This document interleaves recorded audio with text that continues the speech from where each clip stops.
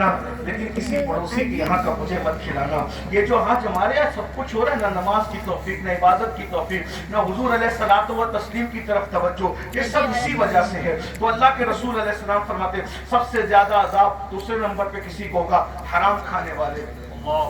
حرام لقمے سے بچو, توبہ کرو اللہ کی بارگاہ میں.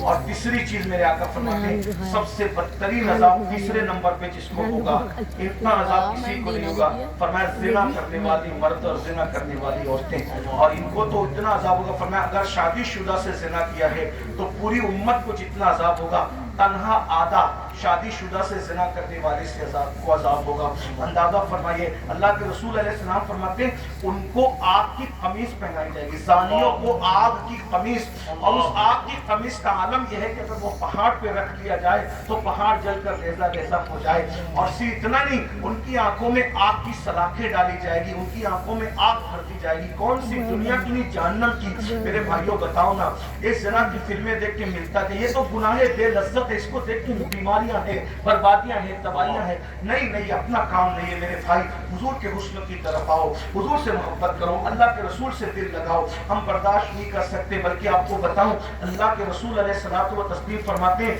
زانیوں کو قیامت میں اس طرح لایا جائے گا کہ ان کے گردنوں سے ان کے یہ کونیاں بندی ہوگی جہنم کی زنجیروں سے, جہنم کی چین سے بندی ہوگی, اور آنکھوں میں سلاخیں ڈالی جائے گی, اور منہ سے پاخانہ اگل رہا ہوگا, بدن پر بچھو چپکے ہوئے ہوں گے.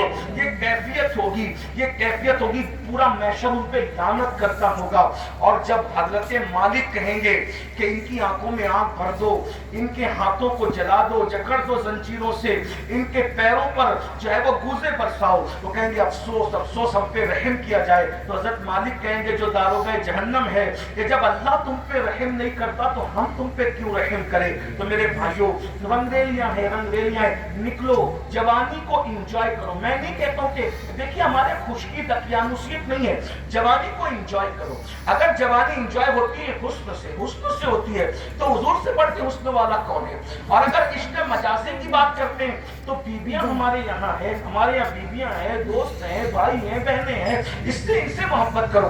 بائک پہ گھومنے سے اسلام منع نہیں کرتا. اسلام یہ کہتا ہے بائک پہ گھومتے گھومتے بد نگاہی مت کرو. پکنک سے اسلام منع نہیں کرتا. اسلام کہتا ہے پکنک پہ جاؤ, مگر کسی کے چہرے کو پاک کے تکنے کی بجائے پھولوں کو تک کر کے دیکھو کہ اس لیے اتنے خوبصورت ہے کہ اس کے بنانے والے کے حسن کا عالم کیا ہے. یہ تصور ہے. ہمارے انجوائے کرو, جوانی انجوائے کرو, بھرپور کرو, اچھا کھاؤ, اچھا پہنو, اچھی جگہ گھومو. موبائل اگر اللہ نے دیا ہے تو مہنگا ہو, کپڑا مہنگا ہو, سب ہو, لیکن ان ساری دنیا کی رنگریلیوں میں اللہ کو مت بھولو, اس کے رسول کو مت بھولو, آخرت کو مت بھولو. یہ مت بھولو کہ ایک دن دنیا چھوڑنا ہے, ایک دن دنیا کوچ کرنا ہے, ایک دن دنیا سے رخصت ہونا ہے. ہر وقت نگاہ میں بس حرام مت کرو, حرام سے بچو, فرض و واجب پر عمل کرو, انجوائے کرو دنیا برتنے کے لیے. حضور غوث پاک اتنے مہنگے کپڑے پہنتے تھے, اتنے مہنگے کپڑے بادشاہ بھی نہیں پہن سکتا تھا.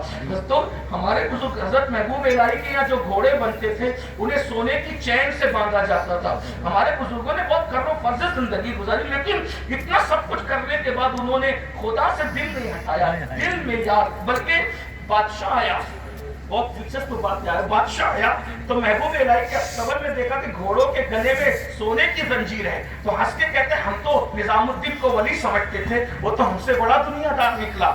ہم نے تو سونے کی زنجیر خود پہنی ہے, اس نے تو گھوڑے کو پہنا رکھی, ہم سے بڑا دنیا دار وہ ہے. محبوب الہی کو کسی نے بتایا تو اس پہ ہنس پڑے, کہتے ہیں یہی تو اس پہ ہمیں فرق ہے.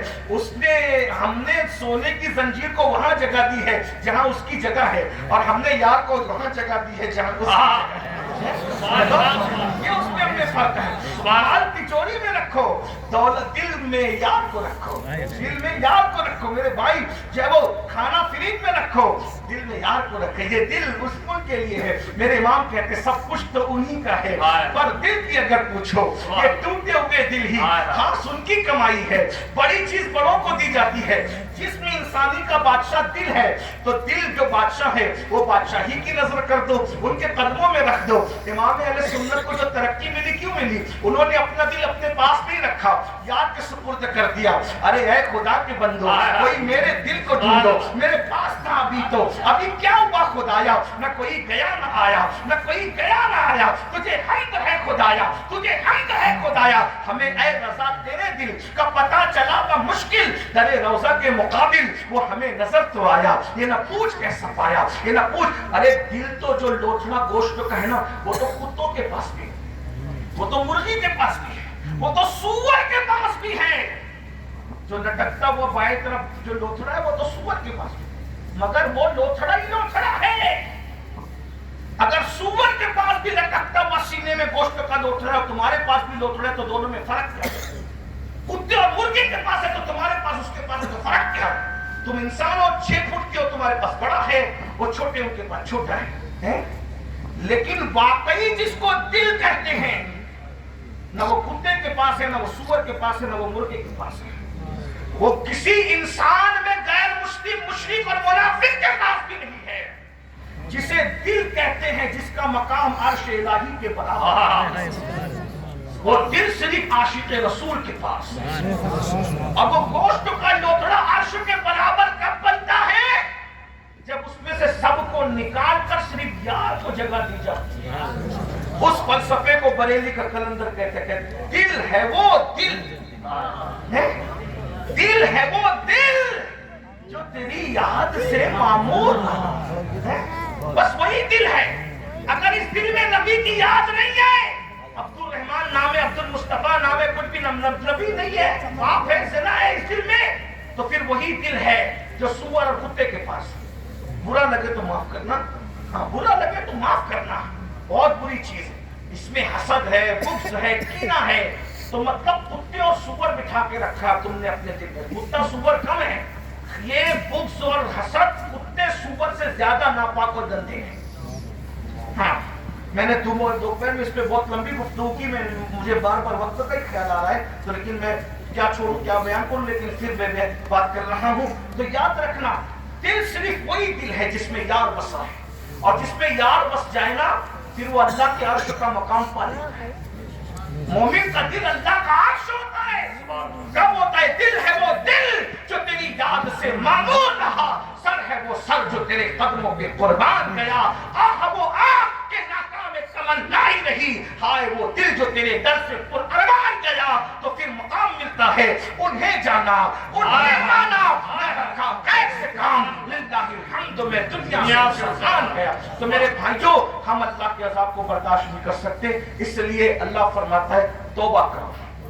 اسی پہ بات چلی, کسی بات, توبہ کرو. توبہ مطلب 3 لوازمات ہے توبہ کے. نمبر 1, اپنے گناہ پہ شرمندہ ہونا کہ میں نے برا کیا. نمبر 2,